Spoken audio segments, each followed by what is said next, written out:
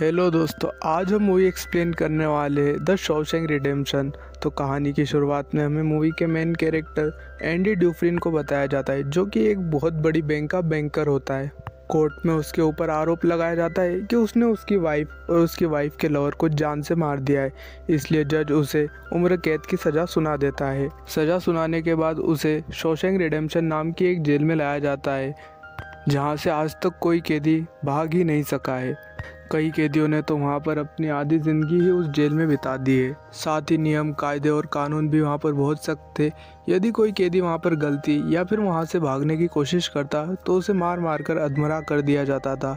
Andy कई दिनों तक किसी से बात भी नहीं करता, लेकिन बाहर वो एक दिन रेड नाम के एक आदमी से मिलता है, जो कि बाहर से किसी भी सामान को अवैध रूप से अंदर मंगवा सकता है, क्योंकि उसे यहाँ पर रहते रहते लगभग 20 साल से भी ऊपर हो चुके हैं। एंडी रेड से एक एक्ट्रेस का बड़ा पोस्टर और एक हथौड़ी मंगवाने को कहता है। रेड एंडी से कहता है कि क्या तुम यहाँ पर एक सुरंग बनाना चाहते हो। तब एंडी कहता है कि हथौड़ी के आने पर तुम खुद ही समझ जाओगे। रेड कहता है कि ठीक है। वो सामने तीनों कैदियों की ओर इशारा करते हुए एंडी से कहता है कि उन तीनों कैदियों की तुम पर गंदी नज़र है। तब एंडी कहता है कि मैं उन्हें बता दूं कि मैं गे नहीं हूँ। तो रेड कहता है कि उनको उससे कुछ भी फर्क नहीं पड़ता। रेड बाहर से एक हथौड़ी मंगवा लेता है। रेड मन ही मन सोचता है कि इस हथौड़ी से यहाँ पर सुरंग बनाना इम्पॉसिबल है। फिर भी रेड एंडी के पास वो हथौड़ी एक आदमी के हाथों पहुँचा देता है। कुछ दिनों बाद वो तीनों कैदी, जिनकी नज़र एंडी पर गंदी थी, वो मौका देखकर एंडी को अकेले में पकड़कर उसका शोषण कर लेते हैं। ये गलत काम वो लगभग 2 सालों तक करते ही रहते हैं, लेकिन एंडी इसकी शिकायत कभी भी किसी से नहीं करता। उसके शरीर पर अक्सर चोटों के निशान दिखाई देते रहते हैं। एंडी के चेहरे पर एक उदासी सी छाई रहती थी। कुछ दिनों बाद छत के रिनोवेशन के लिए कुछ कैदियों को चुना जाता है, जिसमें कि एंडी और रेड भी शामिल होते हैं। उनका इंचार्ज हेडली नाम का एक ऑफिसर होता है, जो कि कुछ परेशान सा दिखाई दे रहा था। वो अपने दोस्तों से कहता है कि मेरे भाई ने मेरे नाम पर $30,000 किए हैं, लेकिन अब उसका कोई फ़ायदा नहीं, क्योंकि सारा का सारा पैसा ही सरकार को टैक्स के रूप में चला जाएगा। पास में खड़ा एंडी भी इन सब बातों को सुन रहा था। वो हेडली के पास जाकर कहता है कि क्या तुम अपनी बीवी पर विश्वास करते हो। हेडली को गुस्सा आ जाता है और वो एंडी को छत के किनारे पर ले जाता है, लेकिन तभी एंडी उससे कहता है कि कोई भी इंसान अपनी बीवी को अपने जीवन भर में कम से कम $60,000 तक का गिफ्ट दे सकता है। इस पर उसे कोई भी टैक्स नहीं देना पड़ता है। यदि तुम सहमत हो तो मैं इसमें तुम्हारी मदद करवाऊँगा, पर उसके बदले मेरी एक शर्त है कि तुम्हें मेरे सारे साथियों को बियर पिलानी पड़ेगी। अगले दिन एंडी के सारे साथी बियर पी रहे होते हैं, क्योंकि उसने हेडली का काम कर दिया था। कुछ समय बाद इन सभी कैदियों को एक थिएटर में मूवी दिखाई जाती है। तभी एंडी वहां से बाहर की तरफ आ जाता है, लेकिन वो तीनों कैदी जो एंडी के साथ हर बार गलत काम करते थे, वो उसे वहां से पकड़ लेते हैं और एंडी को उस रूम में ले जाते हैं जहाँ से मूवी चलाई जा रही थी। वो तीनों फिर से एंडी के साथ गलत काम करने वाले होते, लेकिन एंडी उस ग्रुप के लीडर के ऊपर टेप रिकॉर्डर से वार कर देता है। ये सब देख वो तीनों कैदी एंडी को बहुत मारते पीटते हैं, जिससे एंडी को 1 महीने के लिए हॉस्पिटल के अंदर रखा जाता है। साथ में उस कैदी को भी काल कोठरी में बंद कर दिया जाता है, जिसने कि एंडी को मारा था। 1 हफ्ते बाद जब वो कैदी काल कोठरी से बाहर आता है, तब उसके सामने हेडली नाम का ऑफिसर खड़ा होता है। हेडली वही ऑफिसर होता है जिसका 30,000 का टैक्स एंडी ने बचवाया होता है। हेडली उस कैदी को इतना मारता है कि उस कैदी को हमेशा के लिए व्हील चेयर पर बैठा दिया होता है। कुछ दिनों बाद जेल का वार्डन एंडी के सेल में चेकिंग करने के लिए आता है, लेकिन चेकिंग करना तो एक बहाना होता है। दरअसल उसके ऑफिसरों ने उसे बताया कि कैसे एंडी ने हेडली के $30,000 बचाए और उसका फ़ायदा करवाया, इसलिए वार्डन उससे मिलने के लिए आया था। वार्डन एंडी के हाथ में एक बाइबल को देखता है। वो उससे वो बाइबल ले लेता है, क्योंकि वो भी बाइबल पर बहुत विश्वास रखता था। एंडी के सेल में बहुत सारी एक्ट्रेस के फ़ोटो और एक एक्ट्रेस का बहुत बड़ा पोस्टर भी था। वार्डन एक्ट्रेस का पोस्टर देखकर एंडी से कहता है कि ये हमें भ्रमित कर सकती है, इससे हमें दूर रहना चाहिए। लेकिन शॉकिंग बात तो ये होती है कि वो हथौड़ी उनको मिलती नहीं, जो कि रेड ने एंडी के पास भिजवाई थी। वार्डन जाते समय वो बाइबल एंडी को वापस लौटा देता है और कहता है कि मुक्ति इसी में है। वार्डन एंडी से काफ़ी इम्प्रेस होता है। कुछ दिनों बाद वो उसे अपने ऑफिस में बुलाकर उसे लाइब्रेरी का असिस्टेंट बना देता है। उस लाइब्रेरी में एक बूढ़ा आदमी भी होता है, जो कि काफ़ी सालों से उस लाइब्रेरी को संभाल रहा होता है। एंडी को उसी बूढ़े आदमी के अंडर में काम करना होता है। साथ ही एंडी दूसरे ऑफिसरों की ITR भरना भी शुरू कर देता है। कुछ सालों बाद धीरे धीरे उसका काम बढ़ने लग जाता है और उसे एक असिस्टेंट की आवश्यकता पड़ जाती है। वो अपने सबसे अच्छे दोस्त रेड को अपना पर्सनल असिस्टेंट बना लेता है। कुछ दिनों बाद वो बूढ़ा आदमी जो कि लाइब्रेरियन है, जिसके अंडर में एंडी काम करता है, उसके रिहाई का नोटिस आ जाता है। वो एक आदमी के गले पर चाकू रखकर उसे मारने की सोचता है। दरअसल उस बूढ़े आदमी को इस जेल में रहते रहते 50 साल से भी अधिक हो चुके हैं, इसलिए उसे ऐसा लगता था कि जेल में रहना ही उसकी असली दुनिया है, जिससे उस आदमी को मारने पर उसकी सज़ा और आगे बढ़ जाए और उसे उसी जेल में रहना पड़े। लेकिन एंडी, रेड और कई लोगों के समझाने पर वो उस आदमी को छोड़ देता है। जेल से छूटने के बाद लाइब्रेरियन को बहुत ही अजीब सा लगता है, क्योंकि उसके समय से अभी की दुनिया बहुत ही अलग हो चुकी थी। जहाँ पहले रोडों पर 1-2 गाड़ियाँ दिखनी मुश्किल थी, अब वहाँ पर अधिकतर इंसान गाड़ी से आना जाना करते हैं। इस अलग सी दुनिया को देख लाइब्रेरियन वहाँ पर सरवाइव नहीं कर पाता और वो खुदकुशी कर लेता है। वहीं जेल में वार्डन एक प्रोग्राम शुरू करता है जिसका नाम इन आउट होता है। इस प्रोग्राम में जेल के कैदियों से बाहर की तरफ काम करवाया जाता है ताकि जेल के कैदियों से उन्हें फ़ायदा हो सके। इस प्रोग्राम से वार्डन को कई सारे कॉन्ट्रैक्ट मिल जाते क्योंकि जेल के कैदियों से कम पैसों में लेबर का काम हो जाता है। इस प्रोग्राम से वार्डन कई सारे पैसे इकट्ठा कर लेता है, लेकिन ये सारे पैसे ब्लैक के होते हैं। इस काम में एंडी उसकी मदद करता है। वो वार्डन का पार्टनर एक ऐसे आदमी को बनाता है जो कि इस दुनिया में है ही नहीं, जिसका नाम रेंडल स्टीफन होता है। वो रेंडल स्टीफन का अकाउंट बनाकर सारे पैसे उसमें ही ट्रांसफ़र कर देता है ताकि कभी पुलिस को मालूम पड़े कि ये सारा पैसा ब्लैक का है, तो वो एक ऐसे आदमी को ढूंढे जो कि इस दुनिया में है ही नहीं और वार्डन बच जाए। वहीं जेल में एक नया कैदी आता है जिसका नाम टॉमी होता है। वो अभी यंग है, साथ ही वो पहले भी कई जेलों में रह चुका है। टॉमी अपने हाई स्कूल की पढ़ाई पूरी करना चाहता है ताकि जेल से छूटने के बाद वो अपनी बीवी और बच्चे के साथ एक अच्छी ज़िंदगी बिता सके।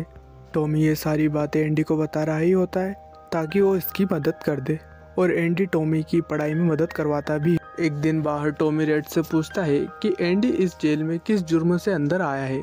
तब रेड बताता है कि एंडी एक बैंक का बैंकर होता है। उसे अपनी वाइफ और वाइफ के लवर को मारने के जुर्म में उम्र कैद की सजा सुना दी गई। ये सुन के टॉमी काफ़ी शौक हो जाता है। अगले सीन में वो रेड और एंडी को बता रहा होता है कि एक बार एक जेल में एक कैदी से मिला जो कि बता रहा होता है कि वो रात को एक घर में चोरी करने के लिए गया, लेकिन रात को ओनर जाग जाता है और वो ये देखकर ओनर और उसकी वाइफ को गोली मारकर वहीं पर मार देता है। बाद में उसे पता चलता है कि वो पति पत्नी नहीं बल्कि लवर थे और वो वुमेन एक बहुत बड़े बैंक के बैंकर की पत्नी होती है। उन दोनों को मारने का जुर्म बैंकर पर लग जाता है और उसे जेल हो जाती है। और अब यहाँ पर एक सबसे बड़ा खुलासा होता है कि एंडी ने कोई जुर्म नहीं किया था, वो बेगुनाह था। ये सारी बातें एंडी वार्डन को बता रहा होता है, लेकिन वार्डन जानबूझकर उसकी कोई भी बातों पर विश्वास नहीं करता क्योंकि एंडी ही वार्डन के ब्लैक मनी को वाइट में बदलता है। एंडी वार्डन को उसके ब्लैक मनी की धमकी देता है। ये बातें सुनकर वार्डन को गुस्सा आ जाता है और वो एंडी को 1 महीने के लिए काल कोठरी के अंदर बंद कर देता है। साथ ही वो टॉमी को भी शूट करवा देता है ताकि उसकी गवाही से एंडी रिहा ना हो सके। वार्डन एंडी के पास जाकर उसे बताता है कि टॉमी ने जेल से भागने की कोशिश की, इसलिए उसे गोली मार दी गई जिससे उसकी मौत हो गई। लेकिन एंडी को पता रहता है कि वार्डन ने जानबूझकर टॉमी को मारा है। वो कहता है कि मैं आज से तुम्हारे लिए कभी भी काम नहीं करूँगा। ये सुन के वार्डन उसे 1 महीने के लिए और काल कोठरी में बंद करवा देता है। इस बीच एंडी की हालत बहुत ख़राब हो जाती। 2 महीने काल कोठरी में बिताने के बाद जब एंडी बाहर आता है तब रेड उसके पास आता है। वहीं एंडी उससे पूछता है कि क्या तुम इस जेल से कभी बाहर निकल पाओगे। रेड कहता है कि मैं काफ़ी बूढ़ा हो जाऊं तब इस जेल से रिहा हो सकूं। एंडी कहता है कि मैं यहाँ से निकलकर जिवातिनी और जाऊँगा। ये मेक्सिको सिटी का एक समुंदर की जगह होती है जहाँ पर नेचर का एक अलग ही करिश्मा है। मैं वहाँ पर समुद्र के किनारे अपना एक रेस्टोरेंट खोलूँगा और साथ ही नाव को भी सुधारूँगा और वहीं पर फिशिंग करके अपनी ज़िंदगी बिताऊंगा। तब रेड कहता है कि उम्मीद एक बहुत बुरी चीज़ होती है, ये इंसान को पागल कर देती है। हमें वास्तविक ज़िंदगी में ही जीना चाहिए, इसलिए हमें उम्मीद पर विश्वास नहीं रखना चाहिए। तब एंडी कहता है कि या तो फिर मैं इस जेल में घुट घुट कर जीऊँ या फिर अपनी उम्मीद को कायम रखूँ। वहाँ से जाने से पहले एंडी रेड से कहता है कि तुम्हें मुझसे एक वादा करना पड़ेगा। तब रेड पूछता है कि कौन सा वादा। एंडी कहता है कि बक्सटन के पास एक मैदान है और उस मैदान में एक पेड़ है जहाँ पर एक दीवार बनी हुई है पत्थरों की। वहाँ पर एक बड़े काले पत्थर के नीचे कुछ गड़ा हुआ है, तुम्हें वहाँ पर जाना होगा और उसे निकालना है। वादा करो कि तुम वहाँ पर जाओगे। रेड कहता है कि ये वादा मैं जरूर पूरा करूँगा। एंडी वहाँ से सीधा वार्डन के ऑफिस में काम करने के लिए चला जाता है। वो वार्डन का सारा काम खत्म करके सारे डॉक्यूमेंट्स को एक खास तिजोरी में रखता है। एंडी के वहाँ से जाने पर वार्डन उसे अपने कपड़े देता है और उसे कहता है कि इन कपड़ों को इस्त्री करवा देना, साथ ही इन जूतों को आईने की तरह चमका देना। उसके बाद एंडी अपने सेल में आ जाता है। वहीं रेड भी अपने सेल में परेशान सा बैठा हुआ रहता है। उसे लग रहा था कि एंडी कहीं खुदकुशी ना कर ले। अगले दिन सुबह जब सभी सेल के दरवाजे खुलते तो सभी कैदी बाहर होते हैं, लेकिन एंडी अपने सेल से बाहर नहीं आता। जब गार्ड उसके सेल में जाता है तो काफी शौक हो जाता है। दूसरी तरफ वार्डन अपने जूते पहनने के लिए निकालता है, लेकिन उसमें एंडी के पुराने शूज पड़े रहते हैं। तभी वहाँ पर जोरों से सायरन बजने लगता है। ये सायरन किसी कैदी के भाग जाने के लिए होता है। वहीं वार्डन एंडी के सेल में पहुँचता है। साथ में वहाँ पर रेड को भी बुलाया जाता है। वो रेड से पूछता है कि एंडी कहाँ पर है। तभी रेड कहता है कि मुझे नहीं पता। ये सुनकर वार्डन को काफी गुस्सा आ जाता है और वो वहाँ पर पड़े पत्थरों से रेड को मारने लगता है। लेकिन एक पत्थर उस एक्ट्रेस के बड़े पोस्टर पर लग जाता है, लेकिन वो पत्थर नीचे नहीं गिरता बल्कि उस पोस्टर के आर पार हो जाता है। जब वार्डन उस पोस्टर के अंदर अपना हाथ डालता है तो वो अंदर देखकर काफी शौक हो जाता है कि एंडी ने एक सुरंग बना दी है वहाँ पर। गार्ड्स एंडी को वहाँ पर ढूंढते हैं जहाँ से वो निकला था, लेकिन उन्हें वहाँ पर एंडी के पुराने कपड़े और एक छोटी सी हथौड़ी मिलती है। ये वही हथौड़ी होती है जो कि रेड ने एंडी को भिजवाई थी। ये वही हथौड़ी होती है जिससे 20 सालों में रेड ने एक सुरंग बना दी थी। हालांकि ये मुश्किल था, लेकिन एंडी ने उम्मीद को कायम रखकर एंडी ने वो कर दिखाया जो कि करना नामुमकिन था। साथ ही दीवार का कंक्रीट और जो भी मलबा निकलता वो अब से अपने जेब में भरकर ग्राउंड में बिखेर देता था।